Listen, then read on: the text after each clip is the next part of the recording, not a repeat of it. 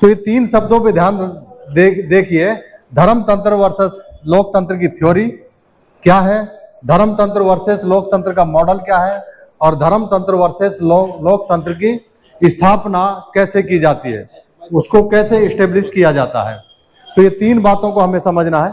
तो पहली चीज, हम पहला पॉइंट ले लेते हैं, धर्मतंत्र वर्सेस लोकतंत्र। तो पहले हम इसमें धर्मतंत्र को समझ लेते हैं।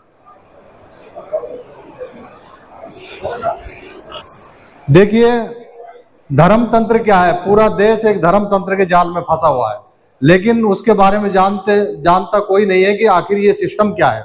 तो हम थोड़ा सा इस सिस्टम को समझा देते हैं। धर्मतंत्र, जो उस धर्मतंत्र को समझाएंगे जो इस देश के अंदर मेजॉरिटी के हिसाब से है, क्योंकि मेजॉरिटी के हिसाब से जो संप्रदाय होता है वो रूल करता है। तो हमारे देश में धर्मतंत्र जो है वो है बड़ा धर्मतंत्र, जिसको हम कह सकते हैं वर्टिकल सोशल ऑर्डर, खड़ी समाज व्यवस्था। इसके बीच में एक डिमार्केशन लाइन है, डीएल, डिमार्केशन लाइन। तो वर्टिकल सोशल ऑर्डर के हिसाब से सबसे ऊपर है ब्राह्मण 3.5%, उसके बाद है क्षत्रिय 5.5%, उसके बाद है वैश्य 6%, यानी 15% जो समाज है, जिसको हम सवर्ण समाज कहते हैं, वो डिमार्केशन लाइन के ऊपर का समाज है। तो डिमार्केशन लाइन के नीचे कौन है? शूद्र, जिनकी संवैधानिक पहचान है ओबीसी। ये 4200 जातियों में बटे हुए हैं और 52% इनकी पॉपुलेशन है। फिर है अल्पसंख्यक, इस विषमतावादी व्यवस्था से दुखी होकर दूसरे धर्मों में जाने वाले लोग 10.5%। फिर उसके बाद है अतिशूद्र, अछूत, जिनकी संवैधानिक पहचान है शेड्यूल कास्ट। ये 1500 जातियों में बटे हुए हैं और 15% इनकी पॉपुलेशन है। फिर है अवर्ण, यानी वर्ण व्यवस्था के बाहर के लोग, जिनको शेड्यूल ट्राइब्स कहते हैं। ये भी 1000 जातियों में बटे हुए हैं और 7.5% इनकी पॉपुलेशन है। टोटल है 85%। 85% जो समाज है वो डिमार्केशन लाइन के नीचे है, 15% जो समाज है वो डिमार्केशन लाइन के ऊपर है। अब सवाल ये उठता है कि डिमार्केशन लाइन इस देश के अंदर कैसे पैदा हुई? कि सभी लोग कहते हैं हम सभी हिंदू हैं, तो हिंदू हैं तो हिंदू में वर्ण, वर्ण में जाति, जाति में ऊंच नीच, ब्राह्मण का आगे सारे नीच। ऐसा क्यों है? इसकी वजह क्या है? ये डिमार्केशन लाइन क्यों बनाई गई? तो इस डिमार्केशन लाइन को समझना है तो आपको 5000 साल पुराना इतिहास थोड़ा सा समझना होगा। तो इसकी वजह है कि सवर्ण जो लोग हैं डिमार्केशन लाइन के ऊपर, ये विदेशी हैं, विदेशी आर्य, और जो डिमार्केशन लाइन के नीचे लोग हैं वो मूल निवासी अनार्य। यानी ये 5000 साल पहले आर्य वर्सेस अनार्य का इस देश के अंदर संघर्ष रहा, जिसकी वजह से ये सवर्ण वर्सेस बैकवर्ड में एक डिमार्केशन लाइन पैदा हो गई। वो लड़ाई आज तक भी चली आ रही है, लेकिन हमको उस इतिहास को पता नहीं है। इतिहास को जानकर हम वर्तमान को पहचान सकते हैं, वर्तमान को जानकर हम भविष्य का निर्माण कर सकते हैं। जिसका जैसा इतिहास था वैसा आज उसका वर्तमान है, जिसका जैसा वर्तमान है उसका कल ऐसा भविष्य रहने वाला है। गुलाम गुलाम रहने वाला है और मालिक मालिक रहने वाला है, यदि हमने हल्की सी इतिहास की जानकारी नहीं ली। तो इस इतिहास की हल्की सी जानकारी की यदि हम बात करें तो इस देश के अंदर सिंधु सभ्यता, मोहनजोदड़ो, हड़प्पा ऐसी फली फूली सभ्यताएं हुआ करती थी, जिनमें रहने वाले लोग दैत्य, आदित्य, असुर, राक्षस, दानव ऐसी प्रजाति के लोग रहते थे। उन प्रजाति के लोगों को द्रविड़ उनकी एक पहचान थी, यानी वो द्रविड़ियन सभ्यताएं हुआ करती थी। द्रविड़न के ऊपर जब आर्यों ने आक्रमण किया तो द्रविड़न की जो पहचान है वो अनार्य हो गई और आर्यों की पहचान आर्य के रूप में मानी गई। तो आर्य वर्सेस अनार्य, उस टाइम से ये डिमार्केशन लाइन बन गई। जब ये बन गई तो आर्यों का जब वर्चस्व हुआ तो उन्होंने असत्य, हिंसा, नफरत, विषमता, परतंत्रता, शत्रुता, अन्याय ऐसे अनैतिक मूल्यों के आधार पर अपनी एक चतुर्वर्णीय व्यवस्था को खड़ा किया और उसे समाज के ऊपर थोप दिया। 2500 साल पहले तथागत गौतम बुद्ध ने उस चतुर्वर्णीय व्यवस्था का विरोध किया, वैचारिक विरोध किया, यानी नए मूल्य समाज को दिए। कौन से मूल्य? सत्य, अहिंसा, प्रेम, समता, स्वतंत्रता, बंधुता, न्याय, ऐसे नैतिक मूल्य तथागत गौतम बुद्ध ने दिए। उन नैतिक मूल्यों से समाज के अंदर वो फले फूले। सम्राट अशोक जैसे राजा का सत्ता आई। सम्राट अशोक ने पूरी दुनिया में लोकतांत्रिक मूल्यों को स्थापित कर दिया और हम पूरी तरीके से लोकतांत्रिक ये देश बन गया था। राजतंत्र में भी उस समय लोकतंत्र था, तो उसको खत्म करने के लिए पुष्यमित्र शुंग जो है वो वृहद्रथ मौर्य को खत्म करता है और वापिस चतुर्वर्णीय व्यवस्था को सत्ता के बल पर, तलवार के बल पर उसे रीस्टैंड करता है। उसके बाद में 2200 साल से इस देश के अंदर चतुर्वर्णीय व्यवस्था यानी विषमतावादी व्यवस्था या ब्राह्मणवादी व्यवस्था इस देश के अंदर काम कर रही है। इसके खिलाफ मध्ययुगीन भारत में संत कबीर, संत रविदास, गुरु नानक, संत तुकाराम, ऐसे अनेकों संत महापुरुष हुए जिन्होंने इस विचारधारा का खंडन किया, लेकिन वो इतने सफल नहीं हुए जितने सम्राट अशोक तथागत गौतम बुद्ध की विचारधारा से सफल हुए थे। आज आधुनिक भारत में अंग्रेजों का समय था, उन्होंने सोशल जस्टिस और जेंडर जस्टिस की आवाज खड़ी हुई। इस देश के अंदर फूले, पेरियार, अंबेडकर ऐसे महापुरुष हुए जिन्होंने इस देश के अंदर लोकतंत्र को स्थापित किया। आज लोकतंत्र के जीवन में हम जी रहे हैं, लेकिन ये लोकतंत्र केवल पेपर के ऊपर है। व्यवहार में हमारे अंदर चतुर्वर्णीय तंत्र या धर्म तंत्र या मनुतंत्र ही हमारे चरित्र में बना हुआ है। तो जब तक ये चरित्र नहीं बदलेगा, जब तक हमारा चरित्र लोकतांत्रिक नहीं होगा, तब तक मनुतंत्र इस देश में काम करता रहेगा।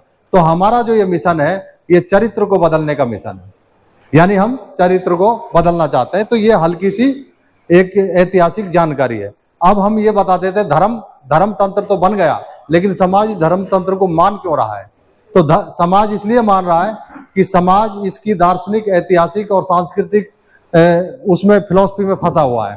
तो इसकी दार्शनिक फिलॉसफी को समझने के लिए सबसे पहले हमें समझना है कि धर्म तंत्र की व्यवस्था, पहला पॉइंट है इसमें, धर्म तंत्र की व्यवस्था। किसी भी व्यवस्था को बनाया जाता है तो तीन चीजों को एक साथ जोड़ना जरूरी है। पहली चीज उसका निर्माता होता है, कोई ना कोई उसको बनाने वाला होता है। दूसरा उसको चलाने वाला होता है और तीसरा उसका दंड विधान होता है। यानी तीन बातों को हमें समझना है। पहला है इसका निर्माता, दूसरी बात है इसका संचालक, तीसरी बात है इसका दंड विधान। यानी ये जो धर्म जिसमें हमारा पूरा समाज फंसा हुआ है, उसको इसका निर्माता के चक्कर में फंसा है, इसके संचालक के चक्कर में फंसा है और इसके दंड विधान के चक्कर में फंसा हुआ है। तो इसका निर्माता कौन है? ये सारी की सारी काल्पनिक व्यवस्था है, इसको बनाने वाला काल्पनिक ईश्वर है। ऐसी एक कहानी घड़कर समाज के ऊपर थोप दी गई। किसने बनाया इसको ईश्वर ने बनाया। कौन से ईश्वर ने बनाया? इसको ब्रह्मा ने बनाया। कैसे बनाया? ब्रह्मा के मुख से ब्राह्मण पैदा हुआ, भुजा से क्षत्रिय पैदा हुआ, वेद से पेट से पैदा हुआ और शूद्र पैर से पैदा हुआ।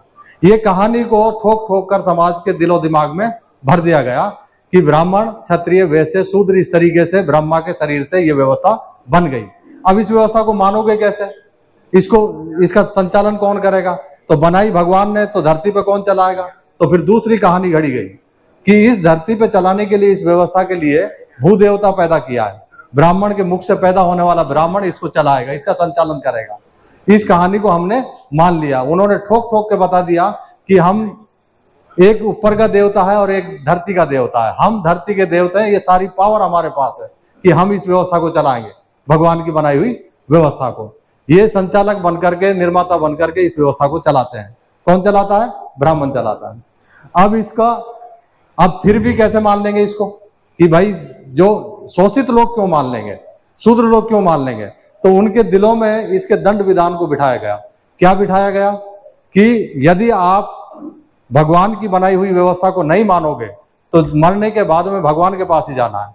और भगवान की दो दुनिया, एक स्वर्ग की, दूसरी नरक की। अगर आप स्वर्ग और नरक, ये सिफारिश करने का टिकट हमारे पास है।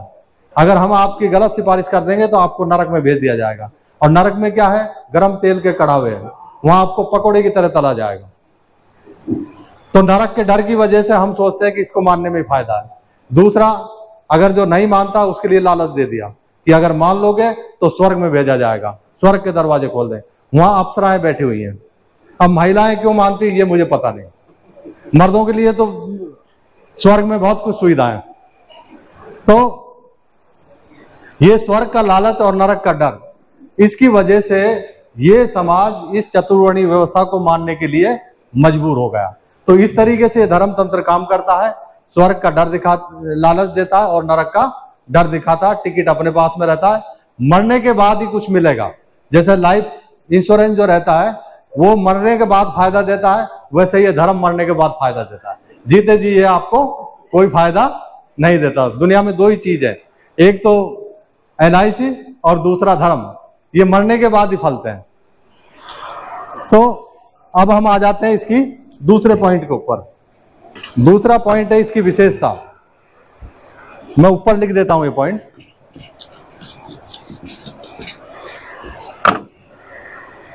विशेषता, 4 विशेषता है। इसका आधार, ये जो व्यवस्था है खड़ी व्यवस्था है, वर्टिकल सोशल ऑर्डर है, ये खड़ी व्यवस्था है, इसलिए इसका आधार क्या हो गया, खड़ा हो गया, ऊंच नीच का हो गया। तो इसका आधार है विषमता।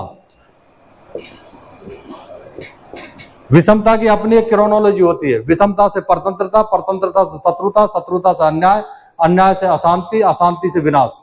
ये धर्म जितने भी हैं वो विनाश की तरफ ले जाते हैं दुनिया को। ये कोई सारा का सारा विनाश की क्रोनोलॉजी ये रखते हैं। अब दूसरी बात है इसकी, इसमें नियंत्रण। अब इसका नियंत्रण कौन करेगा? जो धर्म की व्यवस्था में सबसे ऊंचा होगा। कौन है सबसे ऊंचा? ब्राह्मण है। हमने इस बात को मान लिया कि सबसे ऊंचा ब्राह्मण है, तो हमने इस बात को भी मान लिया कि हम नीचे हैं। बस यही मनोविज्ञान है। हमने इस बात को मान लिया कि ब्राह्मण ऊंचा है, तो दूसरे हम ये भी कह रहे हैं कि हम उनसे नीचे हैं, चाहे 6 इंच नीचे हो चाहे 12 इंच नीचे हो, लेकिन हम नीचे हैं। तो ये नियंत्रण कौन करेगा? ब्राह्मण। तीसरी बात है इसका पहचान। व्यक्ति की जो पहचान है वो जन्म आधारित है। जैसे ही जन्म लिया आपका स्टेटस डिसाइड हो गया, आपके साथ कानून कायदे जुड़ गए धर्म के। चौथी बात है इसका आरक्षण। ये क्या है? जिस आरक्षण के खिलाफ सबसे ज्यादा ये लोग चिल्लाते हैं। 5000 साल से चतुर्वर्णीय व्यवस्था का आरक्षण ये पा रहे हैं। हम लोगों को सेवा का आरक्षण दिया है। तो ये धार्मिक आरक्षण है या स्थायी आरक्षण है, इसको आप बदल नहीं सकते। जैसे ही जन्म लेता है उसका आरक्षण फिक्स हो जाता है। हमारा फिक्स हो जाता है, किसी का दूध निकालने का, किसी का गाय चराने का, किसी का चमड़े छीलने का, किसी का मालीपन के जो भी काम है। तो ये इसकी 4 विशेषता है। तो 4 विशेषताओं के ऊपर ये टिकी हुई है। अगर ये कोई भी विशेषता इसकी खत्म हो जाती है चारों में से, तो ये व्यवस्था पूरी तरह कोलैप्स हो सकती है। लेकिन ये व्यवस्था इन विशेषताओं के ऊपर खड़ी हुई है। अब तीसरी बात है इसमें परिभाषा। इसको एक ही लाइन में कैसे समझोगे कि धर्म तंत्र क्या है? ब्राह्मणों द्वारा ब्राह्मणों के लिए बनाई गई व्यवस्था को हम धर्म तंत्र की व्यवस्था कह सकते हैं। ये समय और परिस्थिति के हिसाब से इसके नाम बदलते रहे, लेकिन चतुर्वर्णीय व्यवस्था वैसी की वैसी रही है। कभी ये सनातन व्यवस्था के नाम से जानी गई है, कभी ये ब्राह्मणवादी व्यवस्था के नाम से, मनुवादी व्यवस्था के नाम में विषमतावादी या वैदिकवादी या आज के हिसाब से हिंदुत्ववादी व्यवस्था के नाम से ये जानी जाती है। लेकिन ये ब्राह्मणों द्वारा ब्राह्मणों के लिए बनाई गई व्यवस्था को हम धर्म तंत्र की व्यवस्था कहते हैं। ये इसकी परिभाषा है। चौथी बात है इसका निष्कर्ष। अगर दार्शनिक तरीके से समझे, इसकी फिलॉसफी के हिसाब से समझे, तो ये झूठ के ऊपर टिकी हुई व्यवस्था है। असत्य की क्रोनोलॉजी किस तरीके से काम करती है? असत्य है तो हिंसा है। झूठा आदमी हिंसक होता है, अपनी बात को जबरदस्ती मनवाता है कि मेरी बात को मान ले, नहीं तो मैं हिंसा कर दूंगा। तो असत्य से हिंसा, हिंसा से नफरत, नफरत से विषमता, विषमता से परतंत्रता, परतंत्र शत्रुता, शत्रुता से अन्याय, अन्याय से अशांति और अशांति से विनाश। इस तरीके से ये धर्म तंत्र की जो व्यवस्था है वो विनाश की क्रोनोलॉजी की तरफ जाती है। अब इसके एक लाइन में अगर इस व्यवस्था को हम समझें तो ये पितृसत्तात्मक, चतुर्वर्णीय, विषमतावादी, अल्प जन हिताय, अल्प जन सुखाय की व्यवस्था है। यानी जन्म आधारित पितृ सत्तात्मक चतुर्वर्णीय विषमतावादी अल्प जनहिताय अल्प जन सुखाय की व्यवस्था है। कुछ लोगों का यह भला कर सकती है लेकिन बहुसंख्यक लोगों का यह नुकसान ही नुकसान करती है। ये इसकी परिभाषा है। निष्कर्ष है, पांचवी बात है इसका विरासत। ये एक विरासत है, परंपरागत विरासत है, 5000 साल से चली आ रही है। इस देश के अंदर दो विरासत की क्रांति और प्रतिक्रांति चली आ रही है। एक ब्राह्मणवादी सांस्कृतिक विरासत, दूसरी श्रमणवादी बहुजन विरासत। इस तरीके की एक विरासत की लड़ाई है।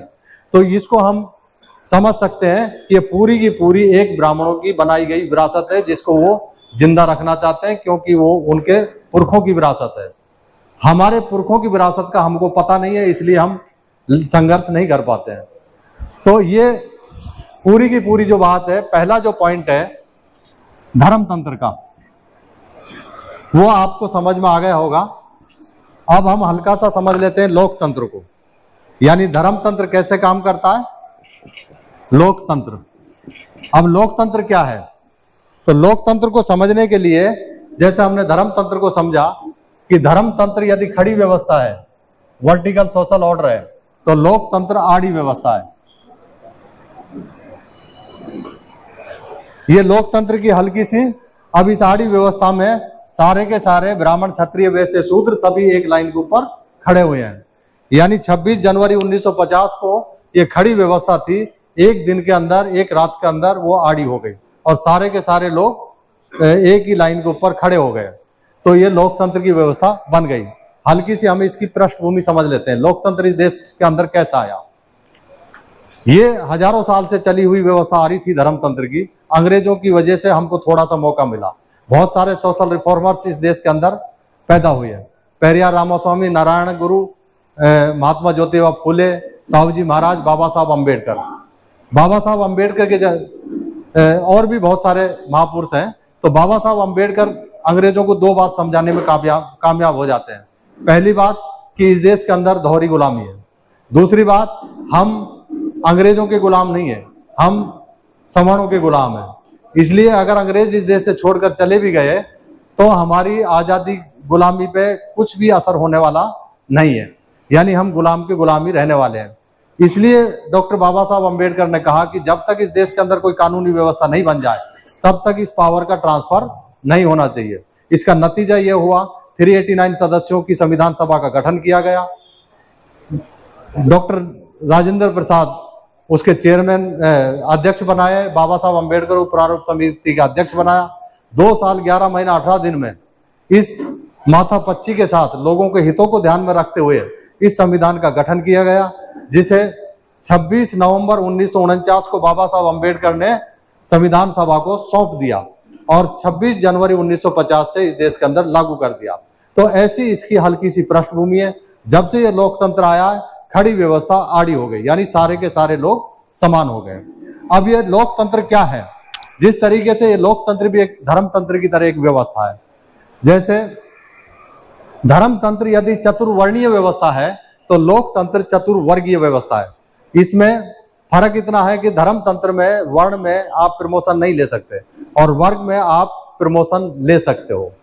यानी क्लास 1, क्लास 2, क्लास 3, क्लास 4, ये 4 क्लास की जो प्रशासनिक व्यवस्था है, इसमें आप प्रमोशन लेकर के क्लास बदल सकते हो। लेकिन चतुर्वर्णीय व्यवस्था जन्म आधारित होने की वजह से इसको आप बदल नहीं सकते।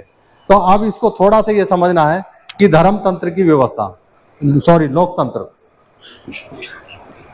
लोकतंत्र की व्यवस्था। अब ये व्यवस्था है तो इसको बनाने के लिए भी 3 चीजों की जरूरत है। पहला, इसका निर्माता। दूसरा, इसका संचालक। और तीसरा, इसका दंड विधान।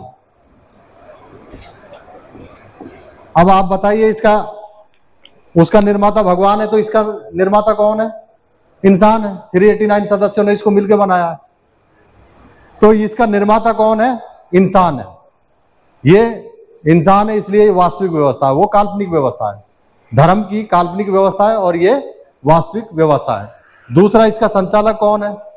उसका संचालक भूदेवता था, इसका संचालक कौन है? जनता के चुने हुए जनप्रतिनिधि, यानी जनता इसकी संचालक है। जनता चाहे तो कॉलर पकड़ के नीचे उतार सकती है, 5 साल में तो 100% उतार सकती है, बीच में भी अगर चाहे तो आंदोलन करके वो नीचे उतार सकती है। तीसरी चीज है इसका दंड विधान। इसका दंड विधान क्या है? उसका दंड विधान स्वर्ग और नरक अगले जन्म में मिलता था, अगले जन्म या मरने के बाद मिलता था, और इसका इसी जन्म में मिलता है। यदि आप विधि के दायरे में रहते हुए अच्छा काम करते हो तो ये व्यवस्था आपको भारत रत्न तक का पुरस्कार देती है। अगर आप विधि के दायरे में रहते हुए गलत काम करते हो तो ये व्यवस्था आपको फांसी तक की सजा देती है, यानी इसी जन्म में दंड देती है। तो ये इसका दंड विधान है। तो इससे हम कह सकते हैं कि एक वास्तविक व्यवस्था है। लोकतंत्र की जो व्यवस्था है वास्तविक व्यवस्था है और वो काल्पनिक व्यवस्था है। दूसरी बात है इसकी विशेषता। जैसे 4 विशेषताओं के ऊपर वो व्यवस्था टिकी हुई थी, इसकी भी 4 विशेषता है। इसका आधार क्या है? पहली विशेषता, उसका विषमता है, तो इसका क्या है? समता। समता की अपनी एक क्रोनोलॉजी है। समता है इसलिए स्वतंत्रता है, स्वतंत्रता है इसलिए बंधुता है, बंधुता है इसलिए न्याय है, न्याय है इसलिए शांति है, शांति है इसलिए विकास है। 26 जनवरी 1950 से पहले राजा रजवाड़े आपस में लड़ते झगड़ते रहते थे, एक युद्ध खत्म नहीं होता था, दूसरा तैयार रहता था। पूरी तरीके से जनसंख्या कंट्रोल रहती थी युद्धों से। आज ये जनसंख्या क्यों बढ़ रही है? क्योंकि युद्ध नहीं हो रहे। क्यों नहीं हो रहे? सबको मरने का डर सताता था। पहले एक राजा भी डरता था कब कौन सा युद्ध खड़ा कर देगा, प्रजा भी डरती थी कब किस प्रजा का हमला हो जाएगा। तो इस तरीके से लोकतंत्र से पहले इस देश की स्थिति थी। इस देश को एकता और अखंडता, सोशल जस्टिस और जेंडर जस्टिस इस लोकतंत्र ने दिया। इसको आरक्षण जैसा मामले मत फंसाइए लोकतंत्र को। लोकतंत्र बड़ी चीज है। लोकतंत्र ने भारत को भारत बनाया, एक राष्ट्र बनाया, राष्ट्र के साथ में सोशल जस्टिस और जेंडर जस्टिस दिया। 50% महिलाएं, उनको बराबर का अधिकार दिया, सबको जाति ऊंच नीच के भेदभाव को मिटाकर सबको योग्यता के आधार पर तरक्की करने का मौका दिया। आप नेता बनिए, अभिनेता बनिए, उद्योगपति बनिए, कुछ भी बनिए, सबके लिए दरवाजे खोल दिए, सबके व्यवसाय बदलने का अधिकार लोकतंत्र ने दे दिया। तो इस तरीके से ये समता इसका आधार है। दूसरी बात है इसका नियंत्रण। इसका नियंत्रण कौन करता है? जनता। और उसका नियंत्रण कौन करता था? भूदेवता। और तीसरी बात है पहचान। इसमें व्यक्ति की पहचान कैसे होती है? जन्म के हिसाब से नहीं होती, इसमें योग्यता के हिसाब से होती है। उसमें कैसे होती है? होती थी जन्म के हिसाब से। पूजई विप्र ज्ञान गुणहीना न पूजई शूद्र ज्ञान प्रवीणा। विप्र की पूजा करिए चाहे वो कितना भी लुच्चा लफंगा बदमाश क्यों ना हो। और इसमें कैसा है? आप जितना योग्य है उतना आपको सम्मान मिलेगा। तो ये पहचान किससे मिलती है? योग्यता से। चौथी बात है आरक्षण। इसका आरक्षण क्या है? अस्थायी है।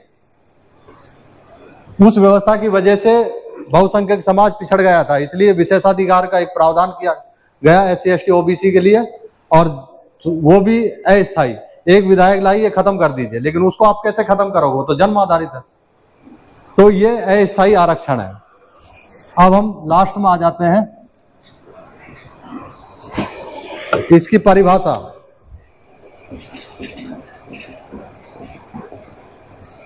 इसकी परिभाषा क्या है लोकतंत्र की? अब्राहम लिंकन ने एक छोटी सी परिभाषा दी है। लोगों की, लोगों द्वारा, लोगों के लिए बनाई गई व्यवस्था को ही लोकतंत्र की व्यवस्था कहते हैं। यानी ये हमारी व्यवस्था है, हमारे लिए बनाई है, हम ही इसको चलाते हैं, ये लोकतंत्र है। अब चौथी बात है इसका निष्कर्ष। इसकी दार्शनिक आधार पर इसका निष्कर्ष निकालें तो ये सत्य की व्यवस्था है, तर्क और विज्ञान की व्यवस्था है, सवाल करने की व्यवस्था है। तो सत्य, अहिंसा, प्रेम, समता, स्वतंत्रता, बंधुता, न्याय और शांति और विकास, इस क्रोनोलॉजी के ऊपर ये टिकी हुई व्यवस्था है। अगर इसको निष्कर्ष के तौर पर कहें तो योग्यता पर आधारित लोकतांत्रिक चतुर्वर्गीय समतावादी सर्वजन हिताय सर्वजन सुखाय की व्यवस्था को ही हम लोकतंत्र की व्यवस्था कहते हैं। अब इसका देखिए पांचवा अंतिम पॉइंट, विरासत। ये भी हमारे देश के अंदर विरासत है। इस देश को इस देश ने दुनिया को लोकतंत्र समझाया है। ये बुद्धा के टाइम से लोकतांत्रिक मूल्य चले आ रहे हैं, जिनको सम्राट अशोक ने पूरी दुनिया में फैलाया था। तो ये हमारे पुरखों की विरासत है, यानी ब्राह्मणों की विरासत वर्सेस बहुजनों की विरासत। ये लड़ाई है जिसको क्रांति और प्रतिक्रांति के तौर पे बाबा साहब अम्बेडकर ने एक किताब लिखी है। तो वो एक विरासत है, मनुवाद वर्सेस बहुजनवाद की ये लड़ाई है, अपनी अपनी विरासत है। अपनी अपनी विरासत को बचाने के लिए हम लोग संघर्ष कर रहे हैं। हम जो समझदार लोग हैं हमारी विरासत के लिए काम कर रहे हैं, और जो हमारा ही जो समाज है जिसको मिसगाइड कर दिया, वो उसको चतुर्वर्णी व्यवस्था को अपनी विरासत समझ के उसमें फंसा हुआ है। उस फंसे हुए लोगों को निकालने के लिए ये प्रशिक्षण का कार्यक्रम है।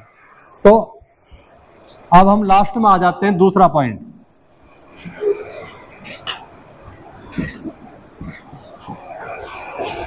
पहला हमने थ्योरी समझी, अब हम समझते हैं इसका मॉडल। किसका? धर्मतंत्र वर्सेस लोकतंत्र का मॉडल। धर्मतंत्र वर्सेस लोकतंत्र का मॉडल।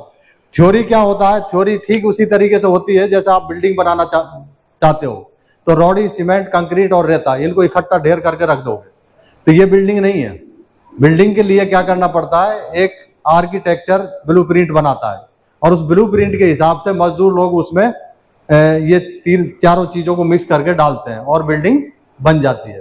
तो इसी तरीके से ये धर्मतंत्र की भी बिल्डिंग है और लोकतंत्र की भी बिल्डिंग है, लेकिन इससे पहले बनता है मॉडल। तो मॉडल कैसे बनता है? धर्मतंत्र का मॉडल 3 चीजों से बनता है। पहली चीज है, ये समझ लीजिए, धर्मतंत्र का मॉडल पैरेलल दोनों चीजें समझ में आएंगी कि धर्मतंत्र का मॉडल यानी सबसे बड़ी चीज होती है निशान। तो धर्मतंत्र का भी अपना निशान होता है, पहचान होती है, और लोकतंत्र की भी अपनी पहचान होती है। निशान का मतलब होता है लोगो। तो धर्मतंत्र का लोगो क्या है? निशान क्या है? झंडे को निशान बोलते हैं। तो धर्मतंत्र का झंडा कौन सा है? भगवा। और इसके खिलाफ दूसरा झंडा कौन सा? लोकतंत्र का झंडा कौन सा है? तिरंगा। यानी भगवा की आन बान शान को बचाने के लिए बनाया जाता है विधान। क्या बनाया जाता है? कानून। दूसरी बात है विधान। अब ये भगवा के आन बान के लिए क्या बनी हुई है? मनुस्मृति। और तिरंगा के आन बान के लिए कौन सा क्या बना हुआ है? संविधान। अब संविधान विधान को लागू करने के लिए बनाए जाते हैं संस्थान। मनुस्मृति की संस्थान कौन सी है? जिनको क्या कहते हैं? प्रशासनिक संस्थान है। उनका नाम क्या है? धार्मिक संस्थान। इनको कहते हैं धार्मिक संस्थान। और इसकी संस्थान को क्या कहेंगे? प्रशासनिक संस्थान। अब ये धार्मिक संस्थान 3 प्रकार की होती है। पहला है मठ, मंदिर और आश्रम। ये प्रशासनिक संस्थान लोकतंत्र की 3 प्रकार की हैं। पहली है राष्ट्रपति, संसद और सरकारी विभाग। अब ये 2 बन गए मॉडल। निशान, विधान, संस्थान से धर्मतंत्र का मॉडल बनता है मठ, मंदिर, आश्रम। यानी भगवा, मनुस्मृति, मठ, मंदिर, आश्रम से क्या बनेगा? धर्मतंत्र। और तिरंगा, संविधान और प्रशासनिक संस्थान के माध्यम से क्या बनेगा? लोकतंत्र। अब ये दोनों संस्थान बन गई। इसको कहेंगे धर्मतंत्र की व्यवस्था, इसको कहेंगे लोकतंत्र की व्यवस्था। अब इस व्यवस्था, दोनों व्यवस्थाओं में 36 का आंकड़ा है। एक म्यान में 2 तलवार नहीं रह सकती। अगर धर्मतंत्र रहेगा तो लोकतंत्र को खत्म होना पड़ेगा, और लोकतंत्र रहेगा तो धर्मतंत्र को खत्म होना पड़ेगा। एक म्यान में ये दोनों तलवारें नहीं रह सकती। इसलिए लोकतंत्र तो इस देश के अंदर आ गया 26 जनवरी 1950 से, लेकिन जो लोकतंत्र के ऊपर सत्ता आई वो किन की सत्ता आई? धर्मतंत्र को मानने वाले लोगों की सत्ता आई। वो चाहते हैं कि हमारी पुरानी व्यवस्था ही ठीक थी हमारे लिए। तो उन्होंने क्या किया, जैसे ही सत्ता के ऊपर कब्जा किया तो लोकतंत्र को मजबूत किया या कमजोर किया? कमजोर किया। कैसे कमजोर किया? डायरेक्ट तिरंगा पे वार करोगे तो हा हुल्ला हो जाएगा, फिर संविधान को हटाओगे तो फिर हा हुल्ला हो जाएगा। तो उन्होंने क्या किया, इन दोनों चीजों को छोड़ा। किसको टारगेट किया? सरकारी विभाग को। इसका क्या कर दिया? प्राइवेटाइजेशन। अब सरकारी विभाग खत्म हो गया, रेल खत्म हो गई तो रेल मंत्रालय की क्या जरूरत है? टेलीफोन खत्म हो गया, टेलीफोन मंत्रालय की क्या जरूरत है? हेल्थ खत्म हो गई, हॉस्पिटल खत्म हो गई तो स्वास्थ्य मंत्रालय की क्या जरूरत है? तो उन्होंने लोकतंत्र को ढीला करने के लिए सरकारी विभागों का प्राइवेटाइजेशन किया। अब वो इस नतीजे पर पहुंच गए कि सरकारी विभाग लगभग खत्म कर दिया। तो फिर दूसरा टारगेट क्या है? संसद को खत्म करना। संसद के लिए क्या किया? दूसरा संसद बना दिया। उस संसद में क्या बुराई थी? लेकिन नहीं, उनको नहीं चाहिए, उनको धर्मतांत्रिक संसद चाहिए। और सारे का सारा उसी तरीके से नेक नोज किए थे कि नहीं किए थे? क्योंकि संसद को उन्होंने क्या कर दिया? खत्म। अब राष्ट्रपति को तो उन्होंने जैसा मर्जी, आप लोग जानते ही हो। तो धीरे धीरे संविधान क्या हो रहा है? कमजोर। और तिरंगा की वैल्यू क्या है? धीरे धीरे कमजोर हो रही है। तिरंगा को मुसलमान के हाथ में पकड़ाएंगे, सारे लोग भगवा पकड़ लेंगे, हैं? ये होने वाला है। वो बोलेंगे तो यार मुसलमानों को का है या दलितों का है, तो ओबीसी के लोग सारे क्या करेंगे? भगवा पकड़ लेंगे। और मजबूत किसको किया जा रहा है? आश्रम को। आश्रम क्या है?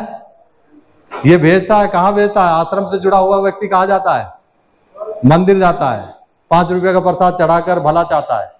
यानी धर्म की संसद है ये, जहां उनको न्याय देती है कि 5 रुपए का प्रसाद चढ़ाओ, कोई भी बीमारी ठीक कर लो, नौकरी लगवा लो, कुछ भी कर लो। तो आश्रम से जुड़ा हुआ व्यक्ति मंदिर जाता है, मंदिर से जुड़ा हुआ व्यक्ति मठ से नियंत्रित होता है। यानी मठ क्या है? राष्ट्रपति है, और ये मंदिर क्या है? संसद है। और आश्रम क्या है? एजुकेशनल इंस्टीट्यूट है धर्म की, जहां से जुड़ा हुआ व्यक्ति, जब समाज इस 3 चीज से जुड़ेगा तो कौन सा विधान मजबूत होगा? संविधान या मनुस्मृति? जो मठ मंदिर आश्रम से जुड़ा हुआ है वो मनुस्मृति चतुर्वर्णीय व्यवस्था के साथ बंध गया। और चतुर्वर्णीय व्यवस्था क्या करती है? धर्म में ऊंच नीच, ब्राह्मण का आगे। अब नीच के हो या हिंदू के हो, एक ही बात है। तो मनुस्मृति से रूल होता है और भगवा को धीरे धीरे वो राष्ट्रीय झंडा बनाने के फिराक में है। जब ये तीनों चीजों के साथ समाज जुड़ जाएगा तो क्या होगा? भगवा, मनुस्मृति और धार्मिक संस्थान के साथ समाज जुड़ गया तो कौन सी व्यवस्था लागू होगी? धर्मतंत्र की या लोकतंत्र की? हैं? धर्मतंत्र की। और लोकतंत्र हट गया तो क्या मिलेगा हमें? क्या मिलेगा? घंटा। हैं? पहले घंटा मिलेगा, फिर बाद में दान पेटी मिलेगी, उसके बाद पैर मिलेंगे छूने के लिए, और झूठा आशीर्वाद आश्वासन मिलेगा, ऊपर मिलेगा। यहाँ नहीं मिलेगा, यहाँ तो हम हैं। ये सारी सुविधाएं हैं ना, 5 स्टार, एसी गाड़ियां, देश विदेश की यात्राएं, ये सब किन के लिए है? धर्म के जो मालिक है, मालिकों के लिए है। हमारे लिए कौन सी है? जनरल बोगी है, झोपड़पट्टी, खेत में लंगोट बांध के काम करना, गाय का मूत पीना है, भैंस तो ये घर में नींबू मिर्च लगाना, ये सारी चीजें किसके लिए है? तो ये है धर्मतंत्र वर्सेस लोकतंत्र का मॉडल, और किस तरीके से काम करता है, किस तरीके से इस देश के ऊपर इसे स्थापित करने का षड्यंत्र किया जा रहा है। तो अब हम लास्ट सवाल है हमारा, 7-8 मिनट और है। बोर तो नहीं हो रहे हैं? समझ में आ रहा है ना? सारा जो खेल है ना, ये मनोवैज्ञानिक लड़ाई है। ये कोई लाठी पत्थर बंदूक आंदोलन इनकी लड़ाई नहीं है, ये मनोवैज्ञानिक लड़ाई है। हमारा समाज किसी का गुलाम नहीं, अपने आप का गुलाम है। हमारी अपनी आस्था, परंपरा, मान्यता, संस्कार, त्योहार, व्रत जो हम फंसे हुए हैं, भय, भक्ति, भाग्य, भगवान, स्वर्ग, नरक, पाप, पुण्य, हवन, यज्ञ, चमत्कार, पाखंड, अंधविश्वास, इसके गुलाम है हम किसी व्यक्ति के गुलाम नहीं है, हम अपने आप के गुलाम है। जब ये विकार ये जो दिमाग है ना, ये सॉफ्टवेयर है। जैसे मोबाइल जो है, मोबाइल का जो वो रहता है, एक हार्डवेयर और एक सॉफ्टवेयर। जो इसके सॉफ्टवेयर में जो एप्स डालोगे वही चलेंगे। हमारे दिमाग में भय, भक्ति, भाग्य, भगवान, स्वर्ग, नरक, पाप, पुण्य, हवन, यज्ञ, चमत्कार, पाखंड, अंधविश्वास, ऐसे एप्स डाल दिए वही चलते हैं। आप कितना भी, जब तक इसके अंदर ये हमारा ये सॉफ्टवेयर है हमारा अपना, ये नहीं डलेगा तब तक वो हैंग रहेगा, कुछ भी नहीं होने वाला। तो हमने ये एक तरह का सॉफ्टवेयर है जो बहुजन समाज के दिमाग के अंदर ये कम से कम समय में हमने इसको बनाने की कोशिश की है। तो अब मैं लास्ट बात के ऊपर आ जाता हूं कि ये जो बातें बताई हमने, इनको इस्टेब्लिश कैसे करना है समाज के अंदर, इनको लोगों के चरित्र में कैसे डालना है इन बातों को। तो इस बात के ऊपर हम आ जाते हैं। तो तीसरी बात है हमारी धर्मतंत्र वर्सेस लोकतंत्र की स्थापना, यानी इसकी स्थापना कैसे की जाए। हम सारी चीज जानते हैं, लेकिन किसी चीज को डॉक्टर सारा कुछ जानता है लेकिन दवाई देना, इंजेक्शन लगाना नहीं जानता, तो क्या फायदा। तो ये धर्मतंत्र को कैसे स्थापित किया जाता है, लोकतंत्र को कैसे स्थापित किया जाता है, इन दोनों के अपने अपने समर्थक हैं और दोनों को स्थापित करने के लिए बड़ा संघर्ष देश के अंदर चल रहा है। तो धर्मतंत्र के सबसे बड़े पैरोकार कौन सा संगठन है, कौन सी संस्था है जो धर्मतंत्र को स्थापित करना चाहती है? आरएसएस। अब सारे लोग जानते हैं कि आरएसएस धर्मतंत्र को स्थापित करना चाहती है और सारे लोग आरएसएस का झंडा उठा रहे हैं और चीख चीख कह रहे हैं हम चतुर्वर्णीय व्यवस्था रहे, तुमको नीच बनाएंगे, हम ऊंच रहे हैं। फिर भी हमारा समाज झंडा उठा रहा है, क्यों? क्योंकि उसका अज्ञानता है। तो अब हम आ जाते हैं आरएसएस। अब दूसरा, हमने इसको संगठन मत लीजिए, आरएसएस भी कोई संगठन नहीं है। और दूसरा है हमारा बीएसएस। ऐसे इसको संगठन मत लीजिए, बीएसएस नाम ले दिया तो आप ये मत समझिए कि यार ये तो बीएसएस वालों की बातें हो गई। ये एक ऐसे ही एक एजेंडा तैयार किया है।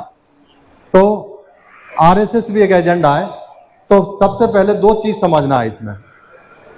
पहली चीज आरएसएस का नाम और दूसरा काम। नाम और क्या समझना है? काम। तो ऐसे ही बीएसएस का क्या समझना है? नाम, और दूसरा क्या समझना है? काम। तो आरएसएस का नाम है आरएसएस, यानी राष्ट्रीय स्वयंसेवक संघ, यानी 3 एस होने चाहिए, लेकिन असल में इसमें 2 ही एस है। इसका असली और नकली 2 नाम है। असली नाम इसका है रेशियल सुपीरियर सिस्टम, यानी आर्यों की जो श्रेष्ठता है उसको बचाए रखने की व्यवस्था, ये आरएसएस है। लेकिन हमारे लिए कौन सा नाम है? राष्ट्रीय स्वयंसेवक संघ, यानी स्वयं सेवक बन करके इस धर्म तंत्र की व्यवस्था को आपको बचाना है। धर्म बचाने के लिए कौन जाएगा? मरने के लिए बैकवर्ड जाएगा, उनके लिए स्वयं सेवक है।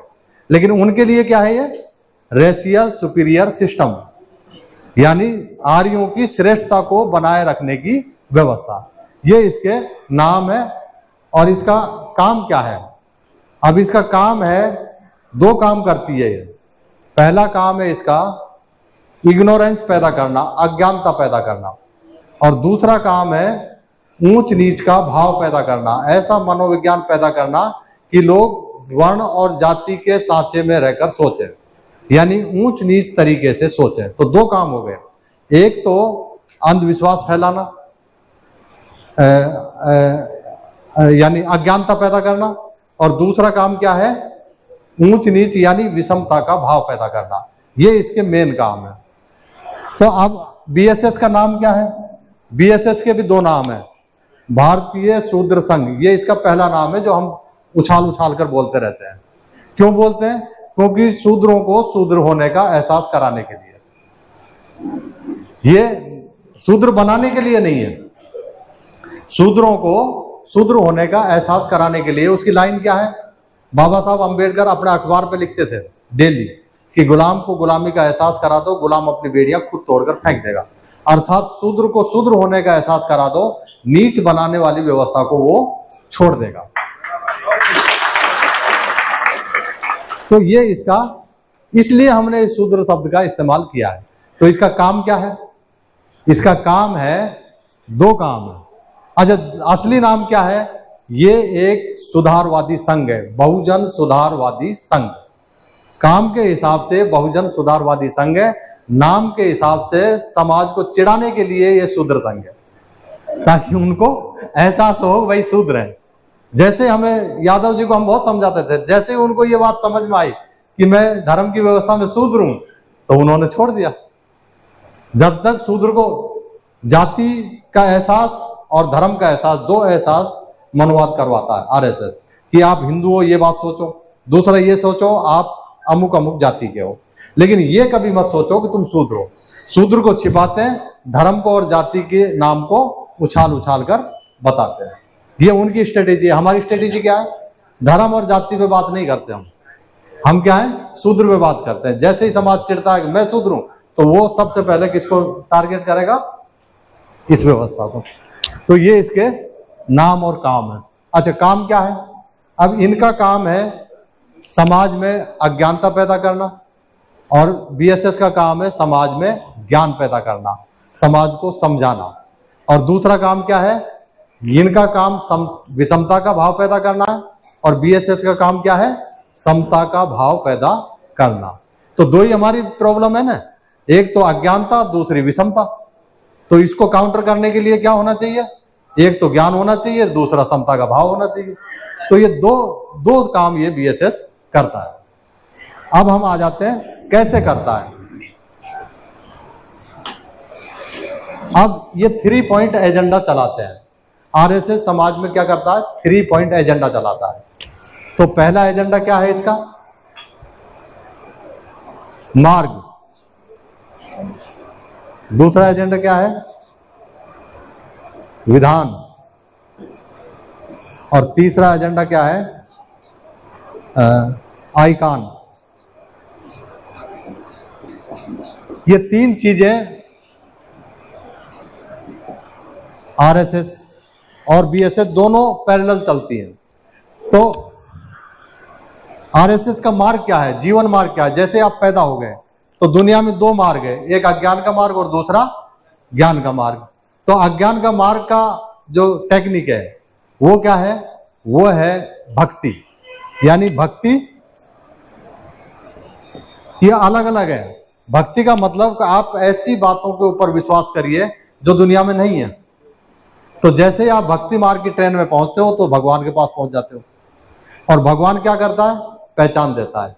भक्ति से अज्ञान, अज्ञान से भगवान, भगवान से पहचान, हिंदू नाम की पहचान। जैसे ही हिंदू बनते हैं, ब्राह्मण और भंगी इकट्ठा हो जाता है। और उनके ऊपर कौन सा कानून लागू हो जाता है? मनुस्मृति का। यानी भक्ति क्या है? मनुस्मृति तक पहुंचाने की एक टेक्निक है। भक्ति से भगवान, भगवान से हिंदू नाम की पहचान, हिंदुओं का अपना विधान, मनुस्मृति। जैसे इबादत से अल्लाह, अल्लाह से मुसलमान नाम की पहचान, और जैसे ही मुसलमान बनते हो तो उनके ऊपर कुरान लागू हो जाती है। जैसे प्रेयर से गॉड, गॉड से ईसाई नाम की पहचान, जैसे वो ईसाई बनता है तो उनके ऊपर कौन सा कानून लागू होगा? बाइबिल का। तो फिर इनका भक्ति का विकल्प क्या है? भक्ति का विकल्प है ध्यान। ध्यान से क्या होता है? 2 मार्ग है, भक्ति का मार्ग अज्ञान का है, ध्यान का मार्ग विज्ञान का या ज्ञान का है।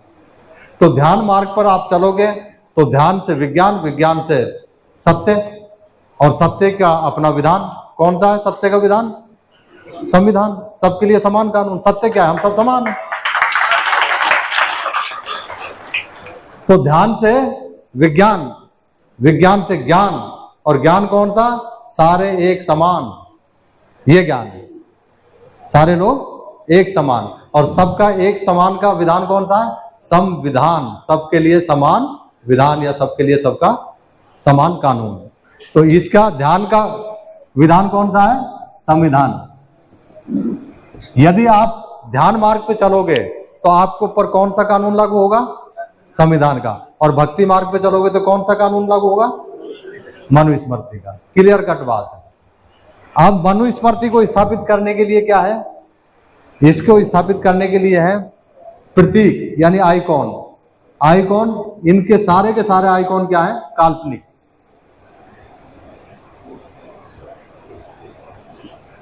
और इनके क्या है? वास्तविक। आइकॉन 3 प्रकार के होते हैं। पहला दार्शनिक, दूसरा ऐतिहासिक, तीसरा सांस्कृतिक। इसी तरीके से वास्तविक आइकॉन भी 3 प्रकार के होते हैं। पहला दार्शनिक, दूसरा ऐतिहासिक और तीसरा सांस्कृतिक। अब देखिए, इनके जो आइकॉन है मनुस्मृति के, उनका दर्शन भी झूठा है, उनका इतिहास भी झूठा है। हनुमान जी ने सूर्य निगल लिया, ये झूठा इतिहास है? वो शंकर जी वहां कौन से पर्वत पे जाके पैदा हो गए, इनका कोई ना जन्म है ना मरण है। तो इनका दर्शन भी झूठा है, इनका इतिहास भी झूठा है और इनकी कल्चर भी झूठी है। संस्कृति कैसी है? बस हमको दो सब समेट करके, और तुम ये सब करो, भय भक्ति भाग्य भगवान फंसे रहो। तो इनका दर्शन, इतिहास, संस्कृति तीनों की तीनों झूठी है और उन प्रतीकों के साथ समाज बंधा हुआ है। ये जो धर्म को स्थापित करना चाहते हैं, वो झूठा दर्शन समाज में बताते हैं, झूठा इतिहास के साथ समाज को जोड़ते हैं और झूठे कल्चर के साथ समाज को जोड़ते हैं। अगर आपको संविधान को स्थापित करना है तो संविधान एक वास्तविक व्यवस्था है, इनके आइकॉन वास्तविक है। कौन से इनका आइकॉन? ये सारे के सारे लोकतंत्र में विश्वास करने वाले आइकॉन है। इनका जन्म, इनका मरण, ये हमारा इतिहास है।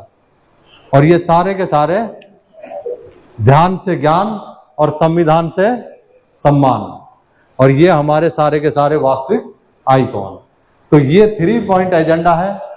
आरएसएस भक्ति, मनुस्मृति, काल्पनिक आइकॉन का एजेंडा चलाता है। बीएसएस ध्यान, संविधान, वास्तविक आइकॉन का एजेंडा चलाता है। अब क्यों चलाता है ये एजेंडा या ये मिशन, क्यों चलाता है? ये सवाल आपको और समझा देता हूं। क्यों चलाता है? इसके 3 कारण है। पहला कारण कि ये जो विरासत है, बहुजनों की विरासत है, इसका हम इस मिशन में इसलिए काम कर रहे हैं। इसका पहला कारण है कि ये मानवतावादी मिशन है, ये किसी का भी नुकसान नहीं चाहता। ये सारी की सारी जो बातें बताई, ये समझाने के लिए बताई है। हमें ब्राह्मण से भी उतना ही प्रेम है जितना एक नीचे से नीचे वाले के साथ है। तो ये मानवतावादी मिशन है, ये पहली शर्त है इसकी। दूसरी है, ये हमारे पुरखों की विरासत है, ये दूसरी बात है। और तीसरी बात है, हमें हमारे पुरखों की विरासत के ऊपर प्राउड है और हम उनके अच्छे सच्चे वारिस हैं। जो इन 3 बातों में भरोसा करता है, उसे इस मिशन के साथ जुड़ना चाहिए। अब जुड़ करके आपको करना है प्रैक्टिकल। 2 मिनट के कैडर और बचा है। ये बात आपने अच्छी तरह समझ लिया होगा। अब लास्ट में इनको भूल जाइए, इनको मन में रखिए, इनसे कुछ नहीं होने वाला। अगर आपने ये बातें समझ भी ली और अगर उसके ऊपर काम नहीं किया तो उसका कोई मतलब नहीं है। ये सारा का सारा क्या है कि जैसे आरएसएस अपने 3 पॉइंट एजेंडे पे काम करता है, वो चीखता चिल्लाता नहीं हमारी तरह। वो भक्ति, मनुस्मृति, उनके लड़ने झगड़ने के लिए अलग अलग वो है, लेकिन वो एक दार्शनिक मूवमेंट चलाता है। तो ऐसे ही बीएसएस भी एक दार्शनिक मूवमेंट चलाता है, दार्शनिक, ऐतिहासिक, सांस्कृतिक मूवमेंट चलाता है। तो काम क्या करना है? प्रैक्टिकल, जो मैंने बताया ना, प्रैक्टिकल वर्क करना है। क्या करना है? 3 काम करना है।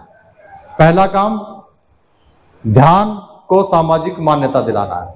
उन्होंने भक्ति को सामाजिक मान्यता दिला दिया। कोई भी उनका कार्यक्रम होता है, भगवान की स्तुति के बाद उसका शुभारंभ होता है। दूसरा, जो भी उनका वो है, मनुस्मृति की भावना वो निर्माण करते हैं। तीसरा, काल्पनिक चीजों को घर घर तक पहुंचाते हैं। ये उनका काम है, उनको छोड़िए। हमारा काम क्या है? पहला काम, कोई भी हमारा कार्यक्रम होता है, समाज कहाँ इकट्ठा होता है, कहाँ इसको इंप्लीमेंट करना है। ऐसे मीटिंग करेंगे, कैडर मीटिंग है, इससे समाज पूरा सुधरने वाला नहीं है। समाज इकट्ठा होता है जन्म संस्कार के मौके पर और विवाह संस्कार के मौके पर और मरण संस्कार के मौके पर। तीनों संस्कार के मौके पर हम किसको बुलाते हैं? पंडित जी को बुलाते हैं। पंडित जी क्या करता है? अपना 3 पॉइंट एजेंडा थोप के जाता है।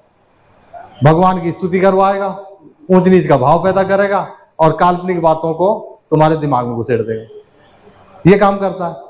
तो जब तक आप उसकी संस्कार की पावर को नहीं छीनोगे तब तक ये समाज गुलाम रहेगा। तो हमें संस्कारिक बनना है, संस्कारक बनना है। और संस्कारक कैसे? 3 बातों से संस्कारक बन जाता है। पहला, कोई भी कार्यक्रम घर में होता है 2 मिनट शांति से बैठना है। उसके बाद भवतु सब मंगलम बोलने के बाद में संविधान की शपथ लेना है। और तीसरा, वास्तविक आइकॉन, यानी इस चित्र को हमारा टारगेट है कि एक बार दिमाग का परिवर्तन दीवार पर आना चाहिए। जिस दिन ये दीवार पर आ जाएगा, ये जो चित्र है, चित्र से चर्चा होती है, चर्चा से चरित्र बनता है। जैसा घर में चित्र होगा वैसी घर में चर्चा होगी। घर में चित्र अगर भगवान का होगा तो चर्चा किसकी होगी? धर्म की होगी। कहाँ जाओगे? स्कूल जाओगे या मंदिर जाओगे? है न? तो अगर घर में ये चित्र रहा तो चर्चा किसकी होगी? विज्ञान की होगी। और विज्ञान वाला कहाँ जाता है? मंदिर जाता है, स्कूल जाता है। हाँ, अगर आप बच्चों को अपने स्कूल भेजना चाहते हो तो ऐसे आइकॉन को लगाइए, वास्तविक आइकॉन को। अगर आपको यदि बच्चों को मंदिर भेजना है तो आपकी मर्जी है, मैं क्या कर सकता हूं। मेरा काम केवल समझाना है। तो 3 पॉइंट एजेंडा है, तो इसको हम कह सकते हैं आरएसएस के 3 काम: भक्ति, मनुस्मृति, काल्पनिक आइकॉन। सबसे पहले 3 पॉइंट एजेंडा कौन सा? भक्ति, मनुस्मृति, काल्पनिक आइकॉन। उसके बाद भगवा झंडा, फिर उसके बाद शूद्र की पीठ पर डंडा। ये उनका काम है। फिर हमारा काम क्या है? हमारा काम है बीएसएस के 3 काम: ध्यान, संविधान, वास्तविक आइकॉन। सबसे पहले 3 पॉइंट एजेंडा कौन सा? ध्यान, संविधान, वास्तविक आइकॉन। उसके बाद अष्ट चक्र का झंडा, मध्यम निकाय, मध्यम मार्ग, जो हमारी पुरखों की विरासत है। उसके बाद अष्ट चक्र का झंडा, फिर उसके बाद मनुवाद की पीठ पर। अगर सुधर गए तो ठीक है, नहीं तो भाई फांसी तक की सजा है लोकतंत्र में। ऐसा नहीं है कि लोकतंत्र में सजा नहीं है, लोकतंत्र में सजा है। गलत है तो उसको भी सजा है, अच्छा है तो उसको भारत रत्न है। तो अब डिसीजन हमको करना है कि हमें भारत रत्न चाहिए या फांसी की सजा चाहिए। तो इसी के बाद साथ में अपनी बात को विराम देता हूं। आप लोगों ने मेरी बात को धैर्य से समझा। जय लोकतंत्र, जय संविधान, जय भारत। भारत को एक, प्रभुत्व संपन्न, समाजवादी, धर्मनिरपेक्ष, लोकतंत्र गणराज्य बनाने के लिए तथा उसके समस्त नागरिकों को सामाजिक, आर्थिक, राजनीतिक न्याय, विचार, अभिव्यक्ति, विश्वास, धर्म, उपासना की स्वतंत्रता, प्रतिष्ठा, अवसर की समता प्राप्त कराने के लिए तथा उत्सव में व्यक्ति की गरिमा और राष्ट्र की एकता सुनिश्चित करने वाली मजबूता को बढ़ाने के लिए केंद्र सरकार होकर इस संविधान सभा में आज तारीख 26 नवंबर 1989 ईस्वी को केंद्र द्वारा इस संविधान को अंगीकृत, अधिनियमित और आत्मार्पित करते हैं। जय लोकतंत्र, जय